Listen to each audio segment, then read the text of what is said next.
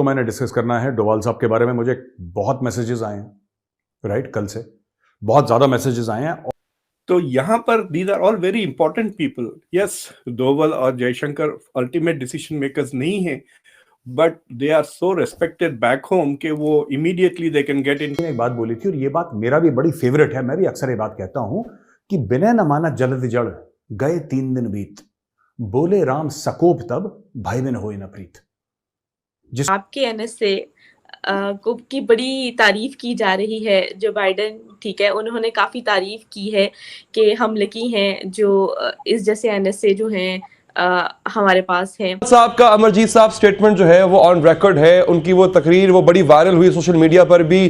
Cold start doctrine का मकसद यही है पाकिस्तान को मुख्तलिफ हिस्सों में तोड़ा जाए। तो अभी आप कह रहे थे कि हम, मतलब ऐसा नहीं है, पाकिस्तान सेंट्रिक हमारी स्ट्रेटजीज नहीं होती हैं, लेकिन ऐसा लगता है कि खास तौर पे मोदी सरकार की जो स्ट्रेटजी है वो इसी हवाले से है कि पाकिस्तान के हिस्से बखिए किए जाएं।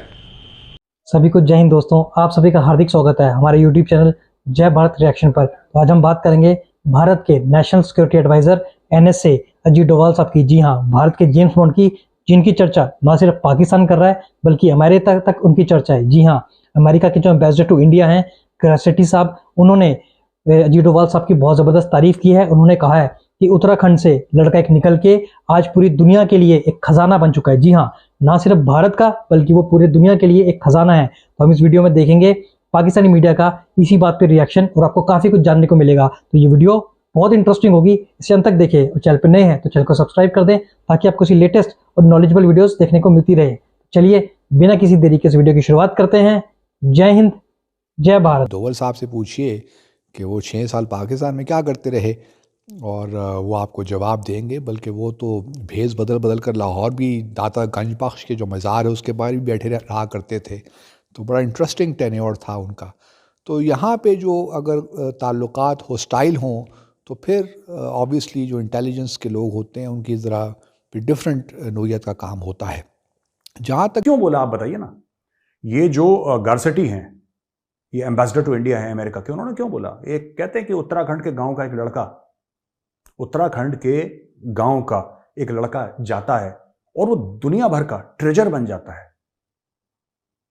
ही becomes a treasure not only for India, he becomes a treasure for the entire world. ये देखिए ना, ये आप जब सही लोगों को चुनते हैं, सही लोगों को रखते हैं किसी काम पे, फिर जादू होता है और आप उनको ट्रस्ट करते हैं और आप खुली छूट देते हैं कि भाई आपको जो करना है करो, मुझे आप पे पूरा भरोसा है, ये देश की पॉलिसी है, मैंने पॉलिसी बता दी, बस इस पॉलिसी के बीच में जो खेलना है करो।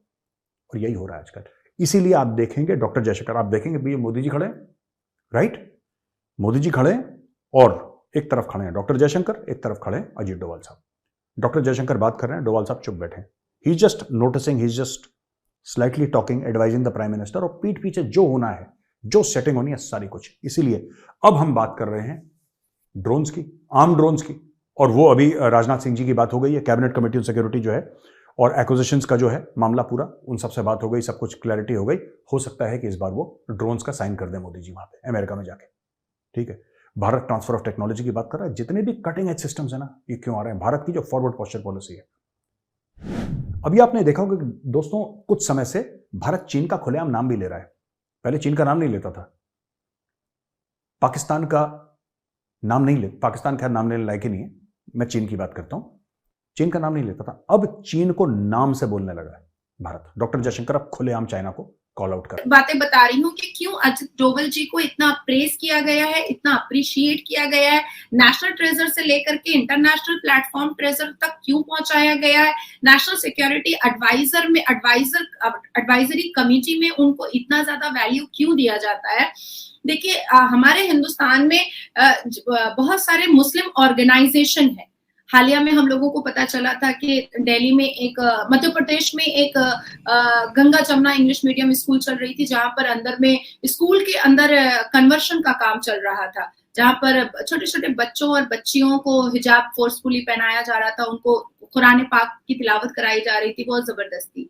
तो ये भी अ काइंड ऑफ टेररिज्म ही हुआ। मैं इसको टेररिज्म के नजर से ही देखूंगी, क्योंकि ये कुरान आपको किसी इस चीज की इजाजत नहीं देता है कि आप जबरदस्ती किसी को ये सब करवाइएगा। देखिए, बहुत सारे ऐसे चैरिटेबल मुस्लिम ऑर्गेनाइजेशन के ट्रस्ट है जिन्होंने बहुत पैसा वक्फ बोर्ड कमेटी का, वक्फ बोर्ड का जितना संपत्ति था, प्रॉपर्टी था, उसको लूट करके रखा हुआ है। बहुत सारे ऐसे मुस्लिम एनजीओज है जिनके पास करोड़ों अरबों रुपए है, पर ये जानना बहुत जरूरी है ना कि ये पैसे इनके पास, मुस्लिम ऑर्गेनाइजेशन के पास हिंदुस्तान में आ कहां से रहे हैं। क्योंकि ऐसे ऐसे मुस्लिम ऑर्गेनाइजेशन है जिनका कोई भी फिलैंथ्रोपिस्ट वाला या विसल ब्लोअर वाला या सोशल एक्टिविटीज के लिए या हिंदुस्तान की जनता के अवेयरनेस के लिए उनका कोई भी प्रोग्राम वगैरह देखा नहीं जाता है, पर हठात करके वो कुछ ऐसा प्रोग्राम करते हैं और इतना बड़ा मजलिस कर देते हैं और उसमें करोड़ों रुपए खर्च कर देते हैं, तो वो क्वेश्चनेबल हो जाता है, वो डाउटफुल आ जाता है।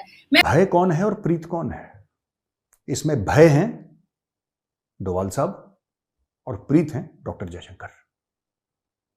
ये बात समझने वाली है। आप लोगों ने पूछा, मुझे व्हाट्सएप करा दोस्तों ने कि ये क्या है, क्यों दिखते हैं, क्या है, क्या? यही बात है। एक प्यार से समझाता है, एक मार से समझाता है। ये भारत की फॉरेन पॉलिसी बदल चुकी है। आप देखेंगे कितनी बार अब मीडिया में आता है चीफ ऑफ आर्मी स्टाफ वहां पे चले गए इसी देश में। पहले भी फॉरेन विजिट्स होती थी, अब फॉरेन विजिट्स बहुत ज्यादा होने लगी चीफ ऑफ आर्मी स्टाफ की, chief of naval staff, chief of air staff, CDS. ये क्यों जा रहे हैं बाहर? कि हमारे मिलिट्री जो ताल्लुकात हैं वो बढ़े, हमारे और किस्म के जो ताल्लुकात हैं मैन्युफैक्चरिंग के, डिफेंस की फील्ड में वो बढ़े। ये अचानक हरकत बहुत तेज हो गई है। और इसका फाउंटेन हेड कौन है? ये कहां से हो रहा है शुरू? ये प्राइम मिनिस्टर नरेंद्र मोदी से शुरू हो रहा है और नरेंद्र मोदी जी ये समझते हैं, और मैं इस बात को 110% आंख बंद करके बिलीव करता हूं, ये बात कि फॉरेन पॉलिसी के दो हिस्से होने चाहिए, एक प्यार, एक मार। जो प्यार से ना समझे वो मार से समझेगा। प्यार करते हैं डॉक्टर जयशंकर, डॉक्टर जयशंकर भी आज कम प्यार करने लगे, वो भी टाइट कर देते हैं लोगों को, मतलब अच्छा खासा। लेकिन आपने अजीत डोवाल साहब के बारे में एक बात देखी होगी, वो कभी ना, वो बोलते नहीं ज्यादा, आपने उनको बोलते हुए बहुत कम सुना होगा। उनकी जितनी भी स्पीचेस हैं वो तब हैं जब वो एनएसए नहीं थे। एक आता उन्होंने एएनआई को इंटरव्यू दिया था, वरना आपने कभी मीडिया इंटरेक्शन में नहीं, बिल्कुल चुप, बिल्कुल चुप। वो किसी से बात ही नहीं करते, चुपचाप अपना काम करते हैं।